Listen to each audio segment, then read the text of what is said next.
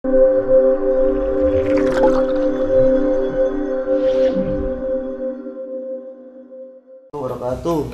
Ya.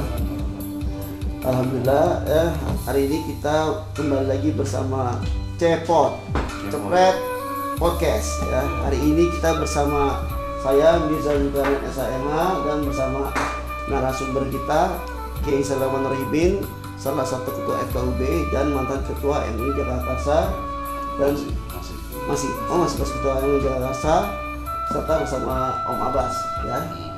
Di sini kita akan membahas mengenai vaksin ya. Kan sekarang ini lagi ngetren nih ya Kiai ya, mengenai vaksin kan. Vaksin ini sangat dibutuhkan oleh masyarakat lah ya. Kenapa? Karena vaksin itu salah satu upaya untuk mencegah dan menghambat virus wabah corona COVID-19 yang sedang tren lah sebagai pandemi di dunia lah, nggak cuma di Indonesia tapi di seluruh dunia lah makanya. Nah sekarang ini kan lagi ada ini nih ya Kiai ya, lagi ada kontradiksi lah, ada pro dan kontra mengenai vaksin ya. Ada yang bilang halal, ada yang bilang haram. Nah makanya di sini saya dari Cepot ya bertanya kepada Kiai ya, didampingi sama co-host saya Om Abbas ya, menanyakan gimana sih vaksin itu secara Islam itu seperti apa, kedudukan vaksin itu. Nah kalau dibilang haram, ada nggak solusi lain selain vaksin? Itu Kiai, masih Kiai. Ya terima kasih Bang Mirza dan Islam itu sangat memperhatikan hal-hal kesehatan. Ya, an-nazafatul iman itu dalam kaul ulama. Jadi memang ini bukan hadis, tapi bersih itu merupakan sebuah bagian dari kemaslahatan. Nah, orang sakit itu disenangi setan. Karena dia tidak mempunyai aktivitas ibadah yang normal. Nah, taruhlah ini sebagai wabah. Dalam Al-Quran dikatakan kalau wabah ini kan memang sebuah cobaan ya. Nah setan itu dalam bahasa agama innahu yarakum wa qabiluhu min haitsu la tarawna. Itu setan dan para tentaranya melihat kalian manusia yang akan digoda. Sebagaimana yang digoda nggak melihat menggoda. Jadi kan sama virus ini ya, artinya memang makhluk ya. Alaikum bisifa'in. Kata Nabi, kalau kalian mau sehat berobatlah dengan 2 obat. Nah, namanya dawa usama, obat di langit, merupakan sebuah istilah doa, dan juga obat dari bumi. Nah ini yang dikatakan sebuah pengobatan. Dalam Islam, vaksin itu merupakan sebuah penjagaan. Al-wiqayah khairul milad. Khilaj itu artinya mengobati, menjaga diri supaya baik itu lebih baik diutamakan ya, dibanding kita mengobati. Darul mafasid dalam kaidah fikihnya mencegah kerusakan, muqaddam diutamakan ala jalurul masolih ya, daripada kita ngomong maslahat. Jadi MUI dan para pimpinan pesantren contohnya Gontor ya. Iya. Gontor itu sudah vaksin. Sudah vaksin semua itu. Iya, termasuk dulunya muridnya. Saya juga alumni sana. Jadi update kita melihat kemarin Gontor sudah vaksin dan dalam ketentuan MUI sudah dijamin kehalalan. Karena contohnya bagaimana? Orang ke Saudi aja harus pakai vaksin. Iya. Saudi itu banyak mufti di sana.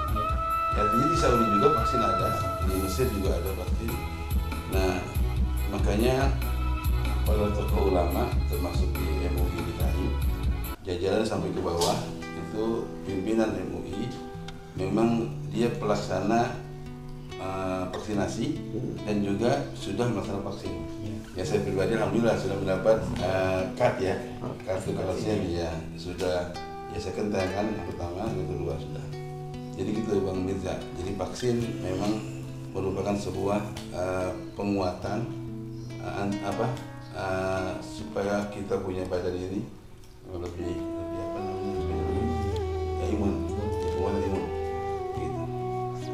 ini kayak apa kan masyarakat ini banyak yang nolak vaksin ya kan. Oh ya. Nah, dalam kaidah hukum Islam itu gimana sih kayak bagi seorang yang menolak seorang yang menolak yang harusnya divaksin itu harusnya divaksin kan. Nah kan kalau nggak divaksin kan bisa mendatangkan kemudaratan kepada orang lain kan. Ya. Nah itu dalam kaidah hukum Islam itu seperti apa Kiai? Ada dua hukum. Pertama adalah kalian orang-orang beriman ya Islam. Yang asulullah, taat kepada hukum Allah dan taat kepada ajaran Rasulullah. Wa ulil amri, dan ajaran aturan ketetapan dari pemerintah. Dan dalam Islam itu ada yang dibilang 5 prinsip maqasid syar'i. Ya, penjagaan pertama hifdzun nafs, jaga jiwa, jaga tubuh, jaga umur kita. Yang kedua hifdzul mal. Nah, sampai 5 yang kita bahas hifdzun nafs ini. Wajib kita menjaga diri kita. Dari mana? Dari hal-hal yang sifatnya akan mengganggu kehidupan. Ya, karena sehat itu dalam agama tajun mahkota. La yaroha ilal marko. Tidak ada yang memaknai artinya kesehatan kecuali orang sakit. Nah, kalau sudah sakit, ya ternyata di Indonesia yang sakit COVID banyak, yang sembuh juga banyak. Makanya antisipasi sebagai sebagai dia punya imun nambah kuat, itulah dilaksanakan. Bagi mereka yang tidak mau, ya, hidup ini kan pilihan, hidup sehat, ya, lifestyle, ya supaya sehat. Ya, jadi kita menganjurkan untuk yang masih ragu, yang masih yang nggak yakin, ya bahwasanya vaksin ini jangan percaya dengan medsos-medsos yang liar. Nah, kita harus percaya kepada ketentuan Majelis Ulama, ketentuan Nahdlatul Ulama. Itu kan semua sekarang mengadakan vaksin. Ya, siapa lagi yang kita ikutin kalau bukan para tokoh-tokoh keagamaan? Oke, sekali lagi pesantren, ya, kemudian termasuk Majelis Taklim, ya, sudah sama-sama sepakat menganjurkan mereka yang bervaksin untuk vaksin. Itu saja saya bilang. Itu kayak kan ada, saya pernah baca tuh di media online lah, katanya fatwa MUI mengatakan AstraZeneca sama Pfizer itu haram kayak kan. Nah ini gimana kayak sedangkan ketersediaan vaksin lain pun kayak Sinovac itu belum bisa memenuhi kebutuhan masyarakat kan. Makanya akhirnya pemerintah mengimpor namanya Moderna, AstraZeneca, Pfizer. Nah, kok MUI berani mengeluarkan fatwa haram? Nah, sedangkan ini kan seharusnya ketika MUI mengeluarkan fatwa haram, seharusnya dia menjelaskan lagi kan, boleh nggak setelah dikeluarkan fatwa haram, boleh nggak vaksin tersebut dipakai? Karena banyak tokoh-tokoh agama pun, ya khususnya daerah Petukangan, ya banyak yang kan ini haram dari MUI segala macam. Mengenai Pfizer, mengenai AstraZeneca, jadi banyak orang yang nggak mau vaksin, cuma gara-gara MUI mengeluarkan fatwa haram terhadap AstraZeneca sama Pfizer tersebut. Nah, tanggapan Kiai dan buat masyarakat ataupun menyikapi seperti apa Kiai? Ya, memang dalam MUI itu ada komisi BPOM, ada juga komisi fatwa.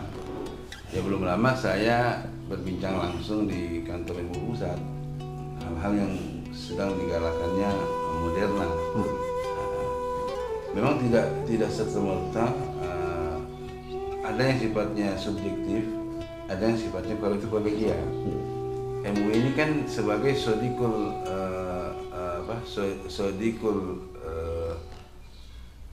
umaro, sodikul hukumah, mitranya kerja dengan pemerintah.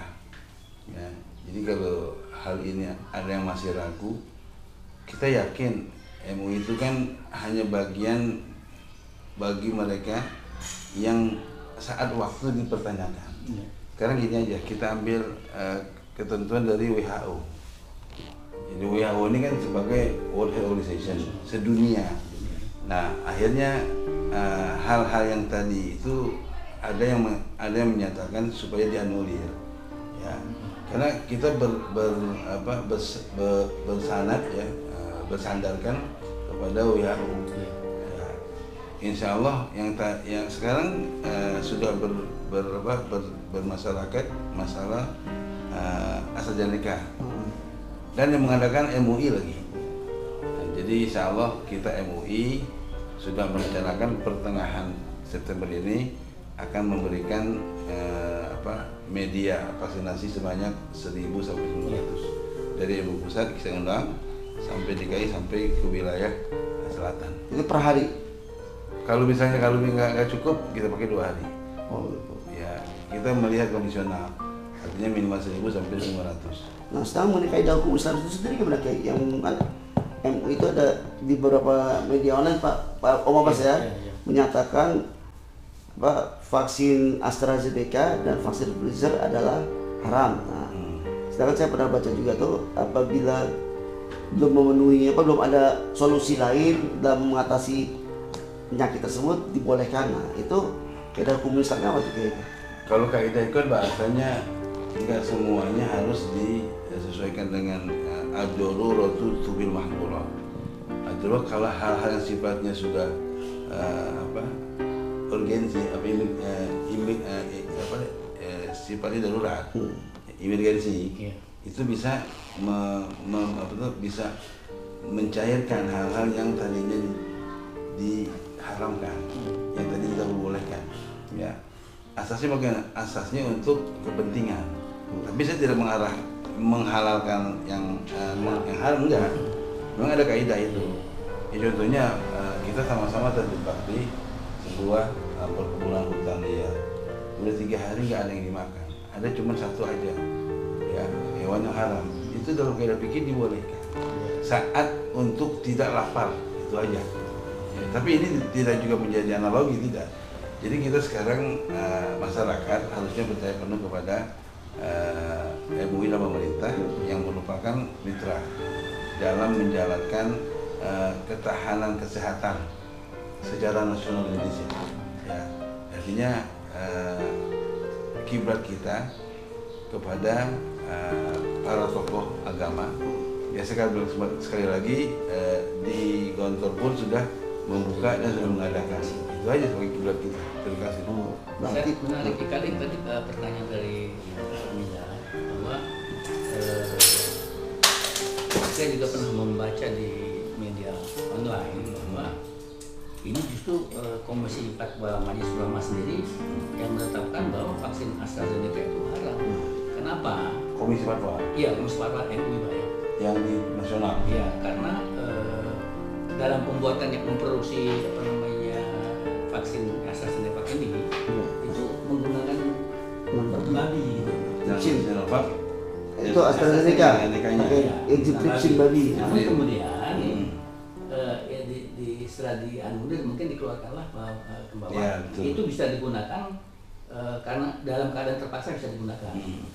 Nah ini saya melihat setelah adanya fatwa MUI itu bahwa itu bisa digunakan. Nah ini saya kaitkan dengan kehidupan kita sehari-hari, implementasinya.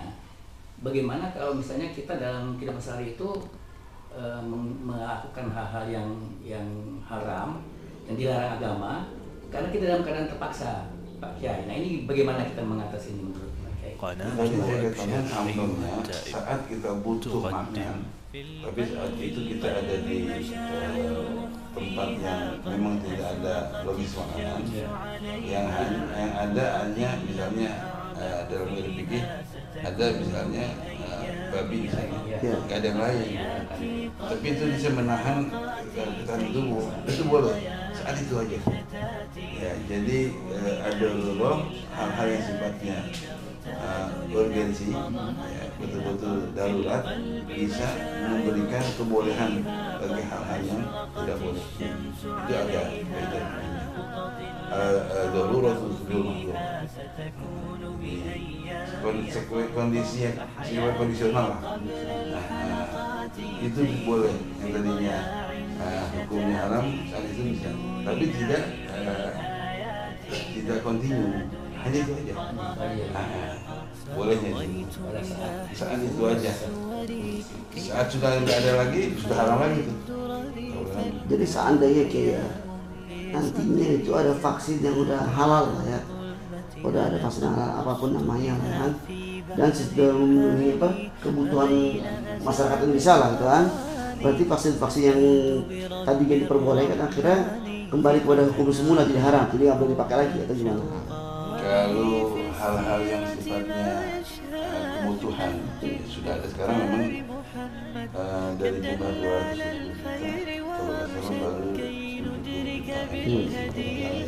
Artinya kita masih bisa mencari hal-hal yang sah dalam ketentuan hukum dan dalam penggunaan. Itu kriteria yang halalnya betul-betul banyak. Artinya tidak ada lagi hukum darurat, tidak ada hukum keterpaksaan. Tapi mudah-mudahan juga kita yang Indonesia kan ada vaksin Nusantara Ya, rencana vaksin Nusantara. Insya Allah. Jadi kita itu mandiri, kalau mayoritas masyarakat Muslim, ya artinya tidak mengganggu dalam kehidupan, terutama ibadah. Itu kemungkinan. Nanti kita hanya fokus pada yang halal. Tapi kan masih banyak waktu. Masih baru kita kan baru sepertiga kali ya. Dari penduduk yang sudah divaksin. Baru seperempat kayak kalau udah seperempat. Kita kurang lebih udah 270 juta penduduk kita. 70 ya. Dan Indonesia untuk urutan vaksin itu nomor 4 terbanyak di dunia. Tapi kalau urutan dari jumlah penduduk nomor 7. Dari dosisnya kan macam Nomor 7.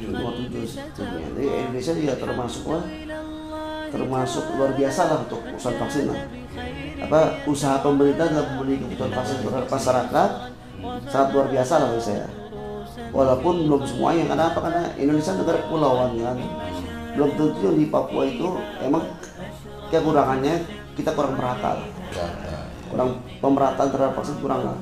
Kayak di Jakarta sama di Depok pun berbeda ya. Jakarta hampir tiap RW ada, benar nggak Mas? Nah, kalau Mas di Depok, di Bekasi gimana?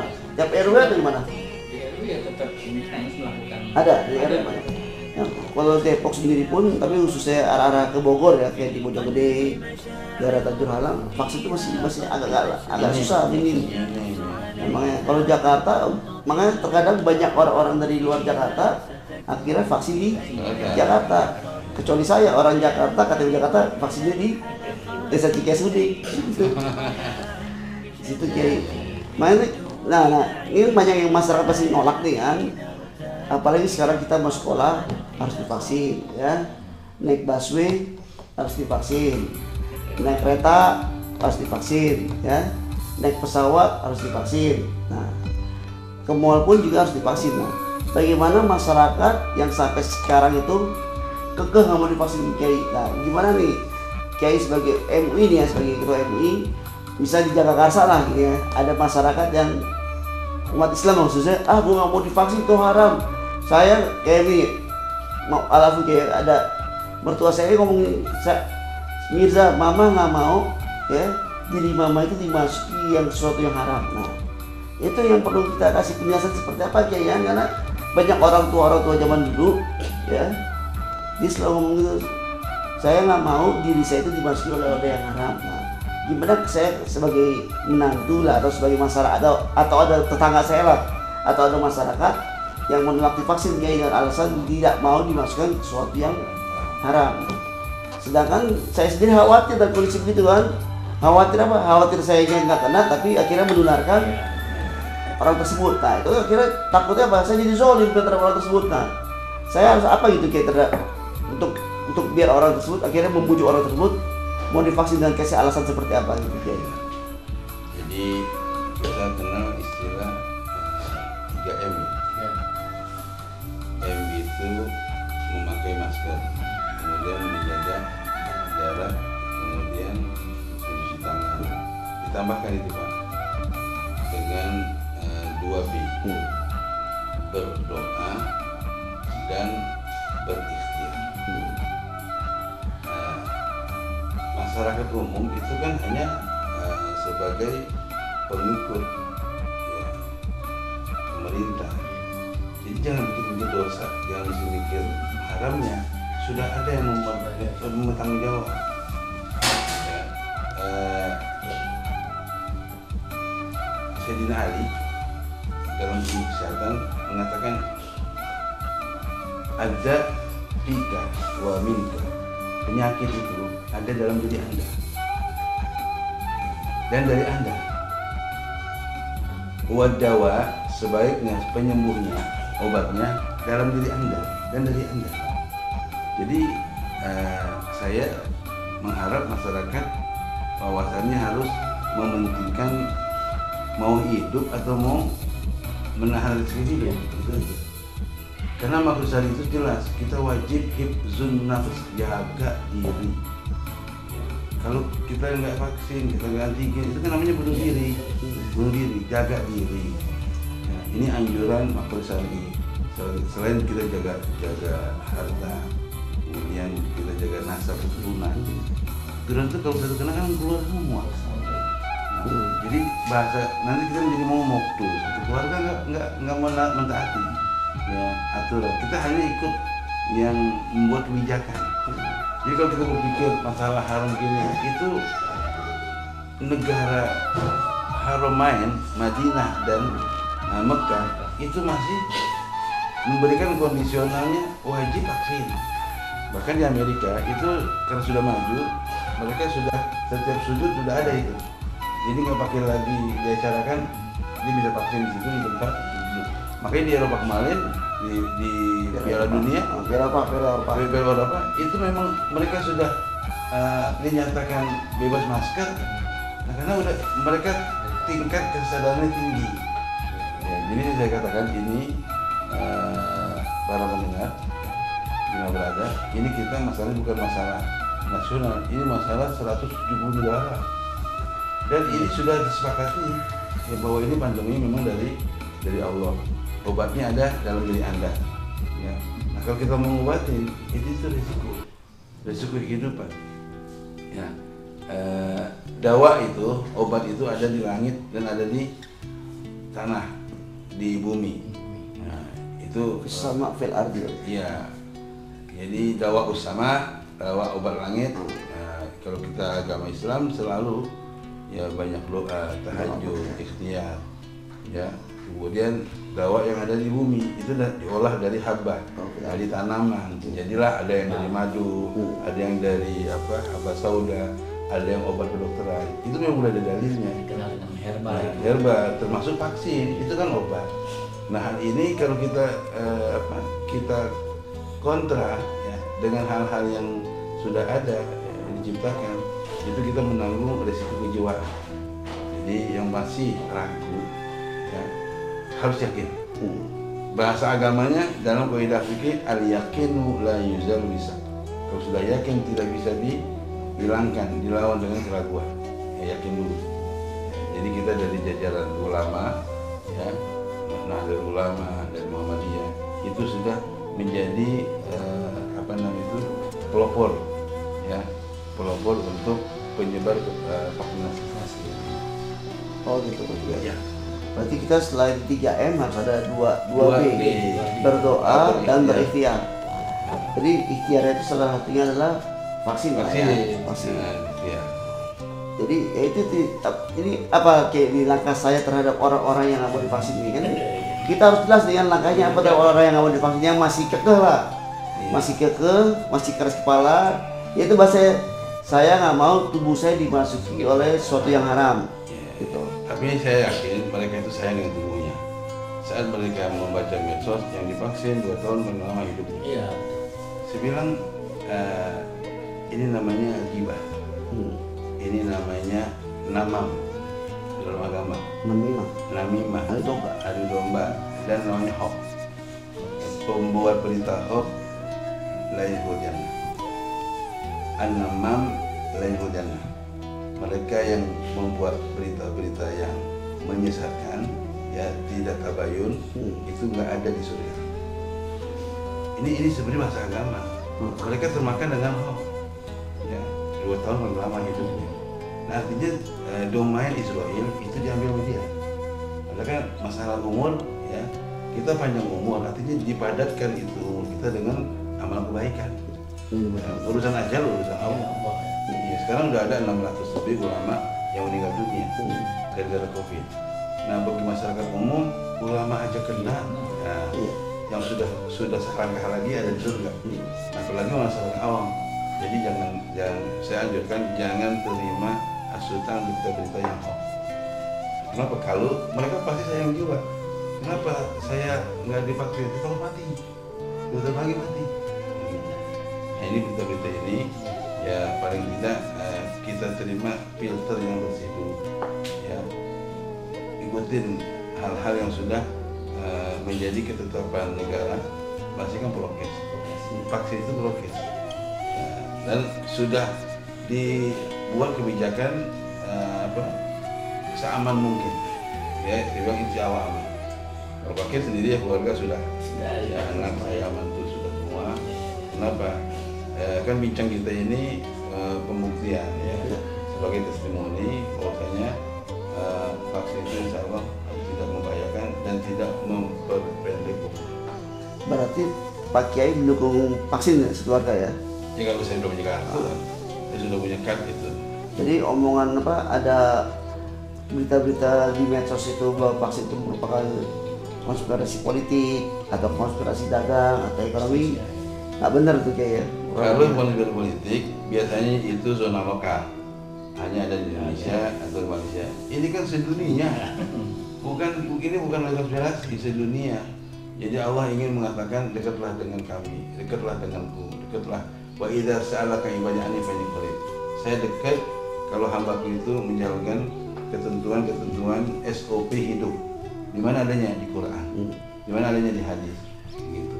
Jadi kan selama ini kita yang happy ria ya, dengan adanya WFH sebelum buka kita terduha dulu di rumah. Dulu kan kita mau duha kena macet. Nah begitu. Jadi semua kebutuhan Allah ya hak Allah kita berikan. Betul. Ya itu aja. Insya Allah ini bermanfaat ya bagi kita yang sadar tentang fungsi hidup dan fungsi jiwa. Bagaimana Om Mas, ada pertanyaan lagi nggak buat Yusuf? Terima kasih untuk sahabat Cepot Podcast ya atas kehadiran Kiai Sulaiman Rohimi ya, bahwa kita itu sebagai umat Islam harus menjaga itu dengan 3M. Ya. Pertama apa?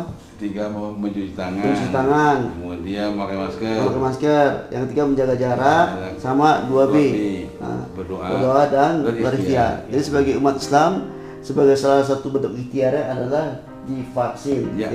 Vaksin. Jadi jangan sampai merasa benar sendiri lah ya kan. Itu aja. Jadi bentuk ikhtiar umat Islam salah satu bentuknya adalah divaksin. Ya, karena apa? Karena dengan divaksin kita bisa mencegah menularkan orang lain dan mengurangi resiko kematian terhadap diri kita sendiri. Ya. Sebagai bentuk ikhtiar kita terhadap Allah lah. Gitu. Jadi iman kuat, imun kuat. Nah, iman kuat, imun kuat. Ya. Ikhtiar dunia, ikhtiar akhirat. Ikhtiar akhirat berdoa. Ya. Ikhtiar dunia divaksin.